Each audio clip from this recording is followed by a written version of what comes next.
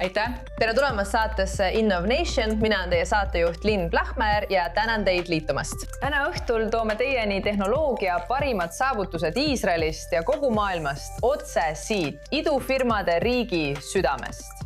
Kõigepealt peamised uudised.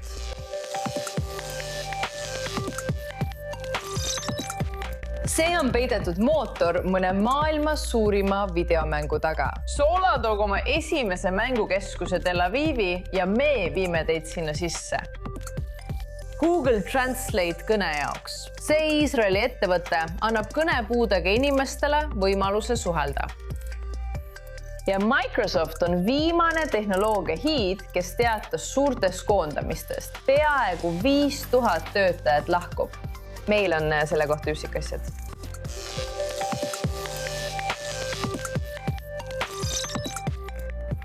Nüüd alustame tõeliselt erilise looga. Umbes 30 miljonit autismiga inimest üle maailma on osaliselt kõnevõimelised, lisaks 100 miljonitele teistele, kellel on kõnet mõjutavad seisundid. Üks Iisraeli idufirma on selle väljakutse vastu võtnud, luues midagi Google Translate'i sarnast kõne jaoks, kasutades tehisintellekti, et aidata kõneraskustega inimestel selgemini suhelda. Rohkem teavet saamiseks on minuga täna liitunud Tor Leevi, Barboki asutaja ja tegevjuht ning Orli Žiib, logopeed. Suur tänu, et täna minuga siin olete. Aitäh, et meid kutsusite. Enne kui sügavamale läheme, vaatame kõigepealt, millega te täpselt tegelete. Olgu. Mis toimub Yom Kippur? Mida sa teha tahad? Yom Kippur. Yom Kippur! Yom Kippur! Nii et Tor, räägi mulle, mida me just nägime ja millega sa tegelikult tegeled? Okei.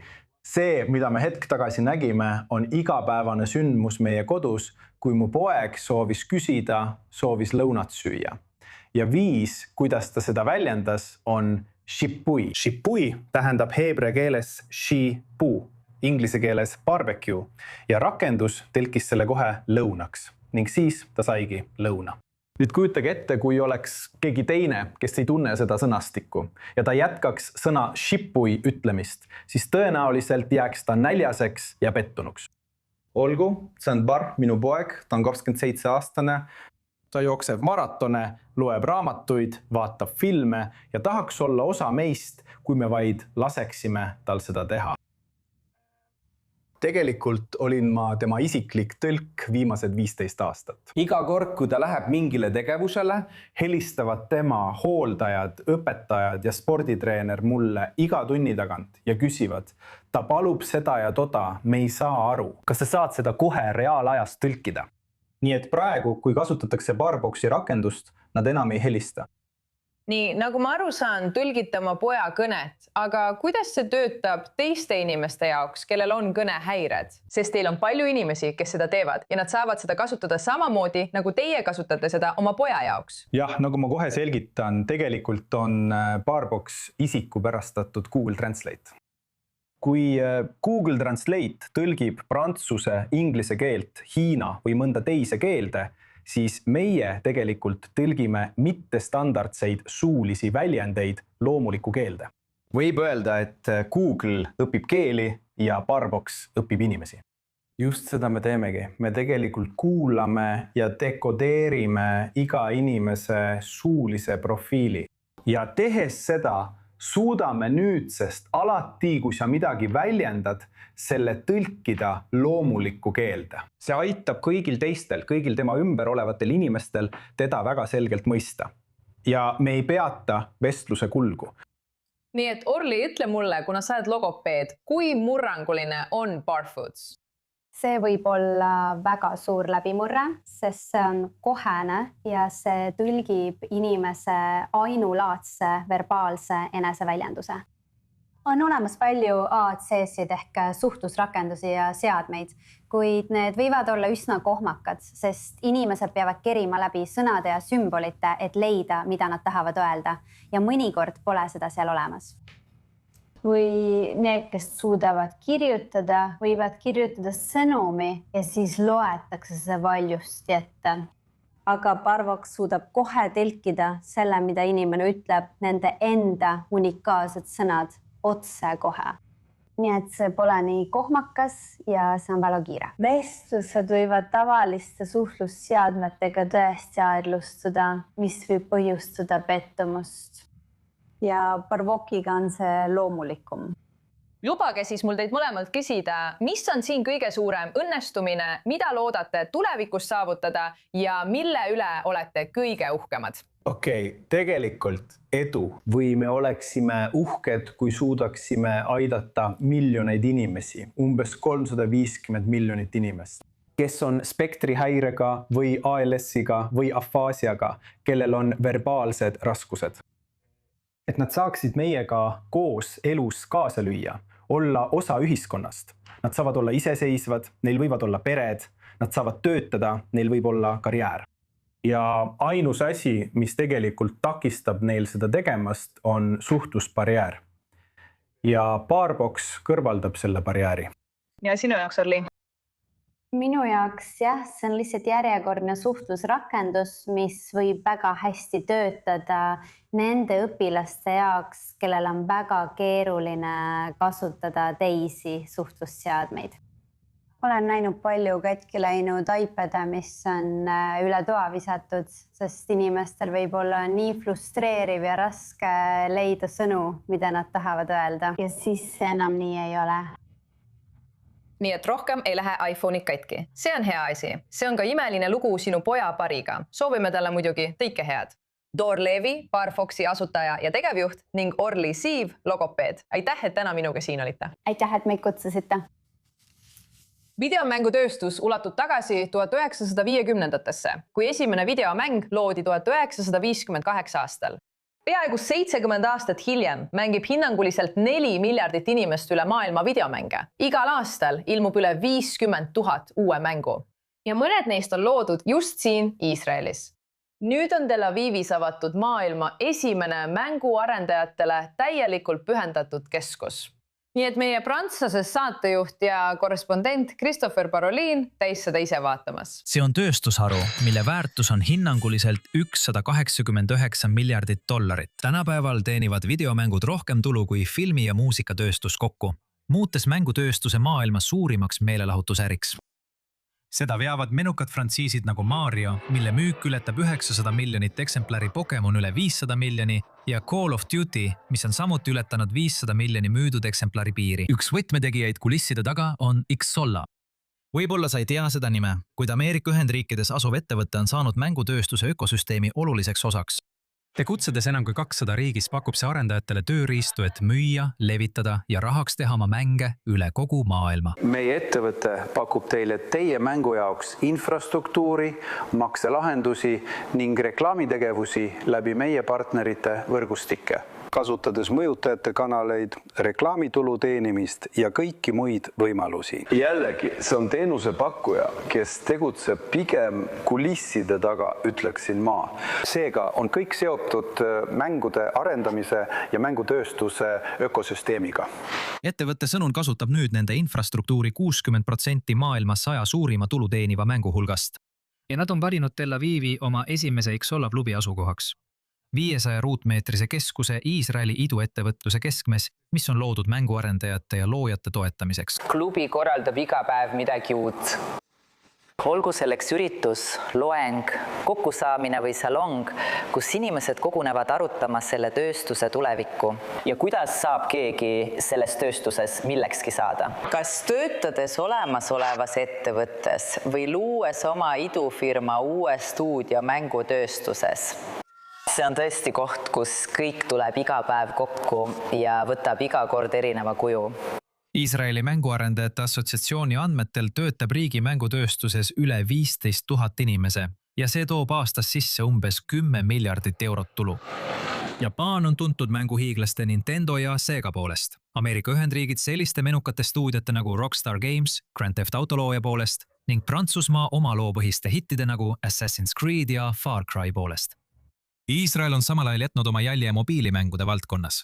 Tel Avivis asuv Moon Interactive lõi Coin Masteri, ühe suurima mobiilimängu eduloo üldse, millel on üle 300 miljoni allalaadimise. Mängutööstus ühendab 2 erinevat omadust, mida ka Iisraeli inimesed üldiselt ühendavad.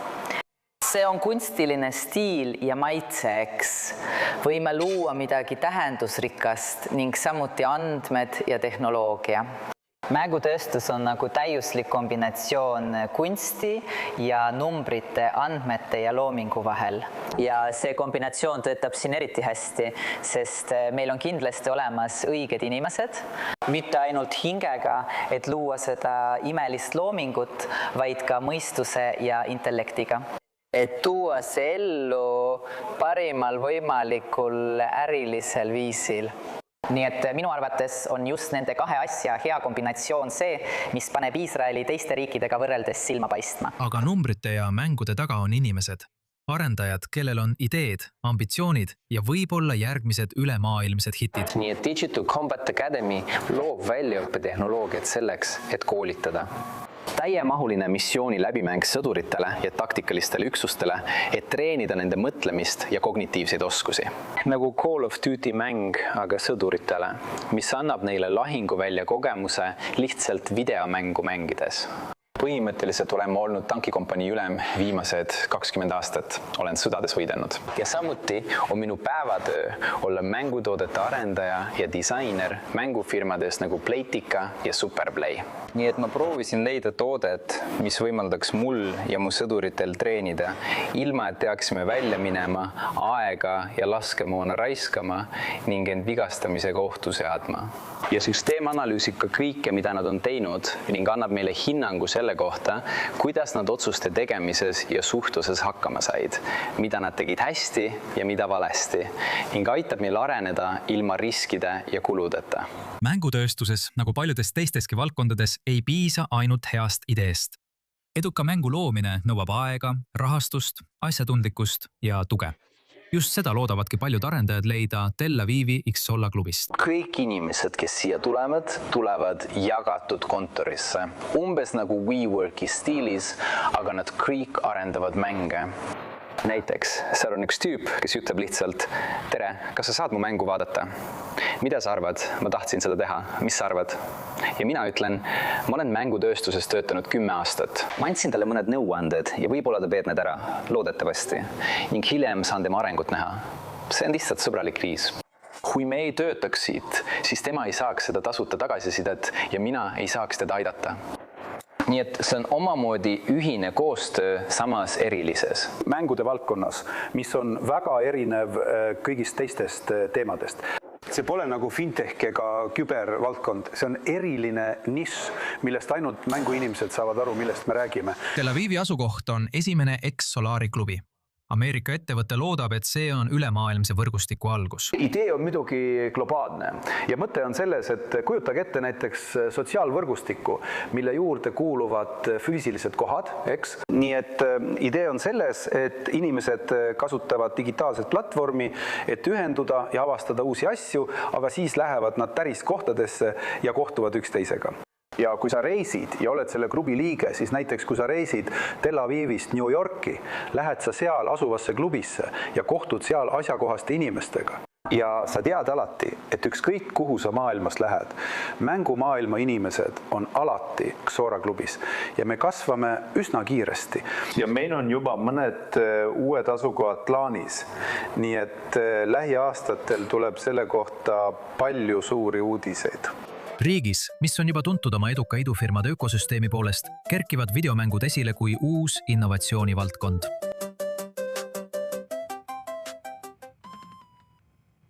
Unikaalne keskus siin Iisraelis.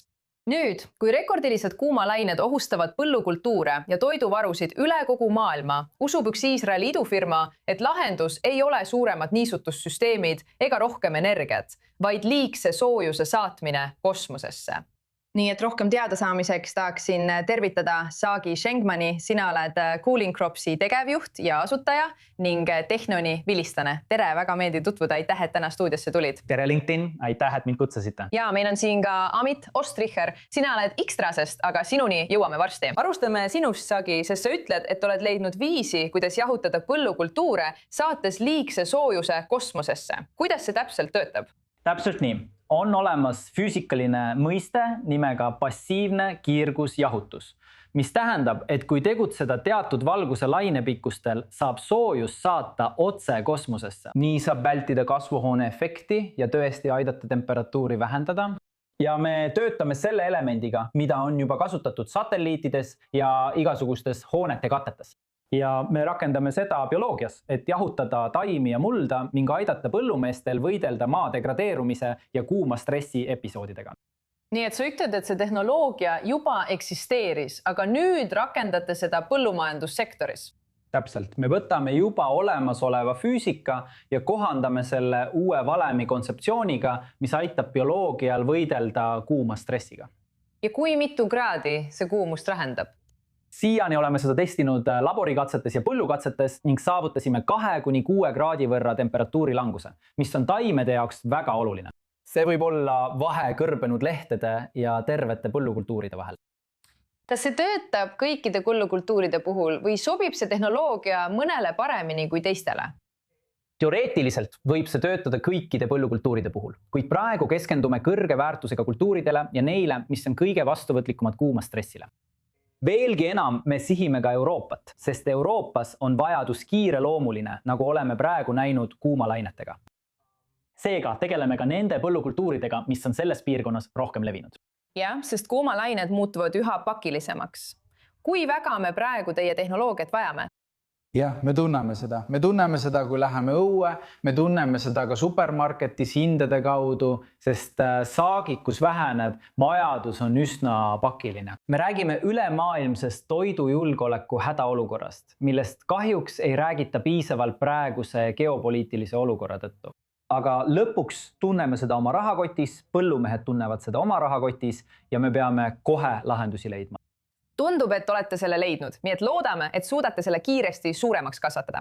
Saagi Schenkman, teie olete Cooling Cropsi tegevjuht ja kaasasutaja. Aitäh, et olite meiega. Aitäh, Linn.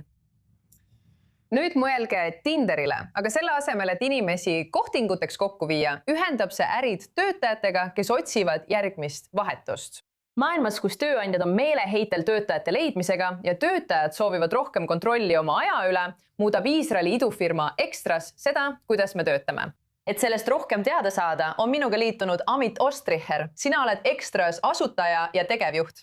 Räägi mulle, see tuleneb isiklikust kogemusest. Kuidas see platvorm sündis? Ma töötasin aastaid ürituste tööstuses, töötasin toitlustusettevõtetes, produktsioonifirmades, olin vabakutseline ja tegin neid asju ise. Ja 2014 aastal otsisin ma meeleheitlikult tööjõudu. Ja ma mõtlesin, miks mul ei ole nuppu, mida vajutades kõik mu töötajad tulevad. Nii et ma lõingi selle nupu. Jah, sa tekitasid elevust. Niisiis, millistes tööstusharudes sinu platvorm tegutseb? Me alustasime muidugi ürituste tööstuses ja töötasin ürituste tööstuses kuni 2020 aasta märtsini, kuni COVID tuli. Ja esimese karantiini ajal hakkasime saatma inimesi põllumajandustöödele üle kogu Iisraeli. Ja siis liikusime logistika, jaekaubanduse, kontori, tugiteenuste ja halduse valdkonda. Teeme palju tagatöid vanematele inimestele, kes ei ole noored, kes otsivad klienditoe ja selliste tööde võimalusi. Ja me tegeleme endiselt ürituste ning majutus- ja toitlustusvaldkonnaga alati, kui seda vaja on. Ja kas sa tunned, et kuna Gen Z on peale tulemas, siis ma ei hakka nende töökultuuri kritiseerima, aga ma lihtsalt ütlen, et võib-olla nad hindavad paindlikkust natuke rohkem. Sul on palju koondamisi, võib-olla seoses tulevad tehisintellekti lainega. Kas sa näed ka inimesi, kes soovivad olla oma tööaegade suhtes paindlikumad? Ja sellepärast inimesed tunnevadki teie platvormi vastu huvi. See ongi see, mida me pakume. Me pakume töötajatele paindlikkust, nad saavad töötada siis, kui nad ise tahavad. Nad võivad töötada iga päev, kord nädalas, kord kuus või kord aastas. Peaasi, et nad tulevad tööle. X oli eksperiment. Mina olen põlvkond X ja nagu sa ütlesid, me räägime palju noorematest põlvkondadest ja et nad on laisad, ära hellitatud, mis iganes. Ja kui sa neilt küsid, siis nad ütlevad, et me oleme laisad, me oleme ära hellitatud. Ei, me oleme väga head töötajad. Me lihtsalt ei taha töötada teie tingimustel. Me tahame töötada enda tingimustel. Lihtsalt tead, täna on teisipäev. 2 päeva tagasi olid meil kontoris töötaja vestluseks. Ja üks töötaja ütles, kas saaksid palun kliendile öelda, et mulle tõesti meeldib seal töötada, aga ma lihtsalt ei taha töötada 5 päeva nädalas. Mulle meeldib töötada seal 3 päeva nädalas. Ja nad lihtsalt üritavad mind veenda töötama 5 päeva nädalas. Ja ma ei taha seda. Mulle meeldib käia 3 päeva, annan endast 100% ja see on see, mida ma tahan. Ja see on see, mida inimesed täna tahavad. Nad tahavad oma elu üle kontrolli. Nad tahavad teha asju teistmoodi, kui meie tegime. See sobib neile. Kõlab küll hästi, kui on 3-päevane töönädal, pean ütlema. Aga kuidas on äripoolega? Kas sa näed ka ettevõtete puhul? Nad on sellega rahul. Nad näevad, et see toimib. Ja arvestades, milline Iisrael täna on, peab tööjõu osas olema paindlikkus, sest sa ei tea kunagi, mis täna juhtuda võib. Tead ju, hooajalisus, sõjad, mis iganes. Tead, sul peab olema plaan, et vajadusel saad nupule vajutada ja kas tööjõudu juurde võtta või seda vähendada. Siin tulemegi meie mängu. Sa kindlasti vajutasid sellel korral nuppu. Suur aitäh sulle, Amit Ostajär. Sina oled ettevõtte Extras asutaja ja tegevjuht. Aitäh, et mind kutsusid. Aitäh. Liigume siis ikka, sest Hiina on võidujooksus, et saada tehnoloogia supervõimuks. See sai selgeks Pekingis, kus tehisintellekt muudab idufirmasid, tehaseid ja töö tulevikku ülemaailmsel digitaalse majanduse konverentsil. Alex Loss vahendab. Tehisintellekt on sel nädalal Pekingis suurim tähelepanu all, kus toimub ülemaailmne digitaalse majanduse konverents. Ja korraldajad püüavad näidata, et tehisintellekt ei ole lihtsalt mingi moeröögatus. Nad näitavad, et seda kasutatakse juba praegu selleks, et muuta inimeste tööviise ja isegi ettevõtete ülesehitust tervikuna.